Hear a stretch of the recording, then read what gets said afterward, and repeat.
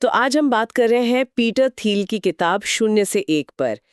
इसमें जो सबसे बड़ा आइडिया है वो ये कि असली तरक्की मतलब सच्ची प्रोग्रेस कुछ एकदम नया बनाने से आती है।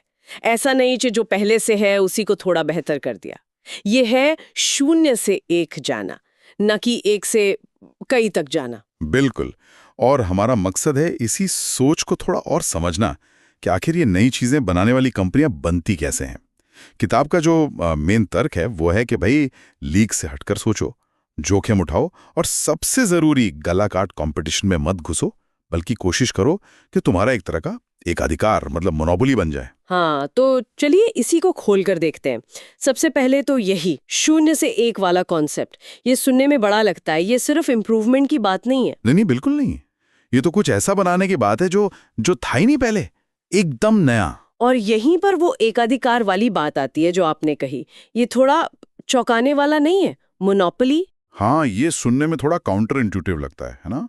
क्योंकि हम तो यही सुनते आए हैं कि कंपटीशन अच्छा है, मोनोपोली बुरी। हाँ बिल्कुल, ग्राहकों के लिए, इनोवेशन के लिए। सही। लेकिन थील का तर्क थोड़ा अलग है।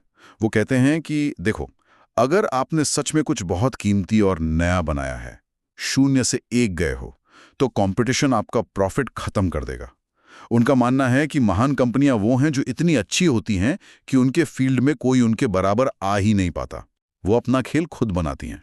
अच्छा, तो ये उस तरह की मोनोपोली नहीं है जो सरकारें या पुराने जमाने की कंपनियां बनाती थीं दूसरों को रोक पर। नहीं, वो वाला नहीं। ये है इनोवेशन से बनी मोनोपोली। जैसे गूगल का सर्च में है, वो इतने अच्छे हैं कि कोई और टेक नहीं पाता, और इसे बनाए रखने के लिए उन्हें लगातार इनोवेट करना पड़ता है। ये जबरदस्ती वाली नहीं, बल्कि मेरिट वाली मोनोपोली है उनके हिसाब से। समझ गए। तो अगर लक्ष्य इतना बड़ा है एकाधिकार बनाना, तो इसका तरीका क्या है? क्या एकदम से पूरी दुनिया पर छा जाने की कोशिश करें? नहीं नहीं, बिल्कुल उल्टा। यहीं पर वो निश मार्केट मतलब एक बहुत छोटे स्पेसिफिक बाजार की बात करते हैं। आइडिया यह है कि पहले एक बहुत छोटा सा अनदेखा सा कोना पकड़ो, कोई खास तरह के ग्राहक, कोई खास जरूरत, और उस छोटे से ग्रुप के लिए बेस्ट बन जाओ, उसको पूरी तरह से जीत लो। जैसे वो फेसबुक वाला उदाहरण है शायद। पहले सिर्फ एक यूनिवर्सिटी। बिल्कुल, पहले सिर्फ हार्वर्ड, उस छोटे किले पर कब्जा करो, फिर धीरे धीरे बगल वाले किले मतलब मिलते जुलते बाजारों में जाओ, स्टेप बाय स्टेप। और ये उन रहस्यों वाली बात से जुड़ता है जिसका जिक्र किताब में है, मतलब वो छिपे हुए मौके या सच। हाँ, सीक्रेट्स। थील मानते हैं कि दुनिया में अब भी बहुत सारे ऐसे रहस्य बाकी हैं, ऐसी सच्चाइयाँ या अवसर जिन्हें ज्यादातर लोग या तो देख नहीं रहे या उन पर यकीन नहीं करते। और बड़ी कंपनियां अक्सर इन्हीं रहस्यों को उजागर करके बनती हैं।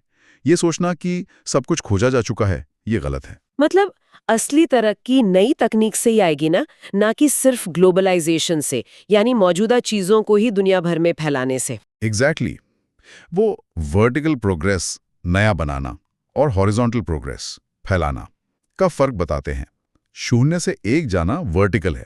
अच्छा, अब जरा कंपनी के अंदर की बात करें। फाउंडर का विजन, टीम कल्चर, इस पे भी काफी जोर दिया गया है किताब में, है ना? हाँ, बहुत ज्यादा।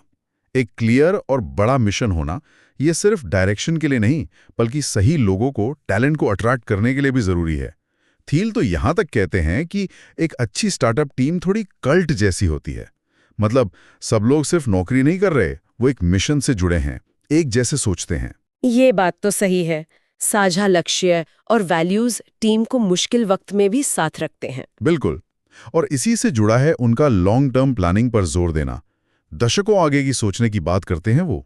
ये आज के जमाने में थोड़ा मुश्किल लगता है, जहां सब तिमाही नतीजों के पीछे भाग रहे हैं।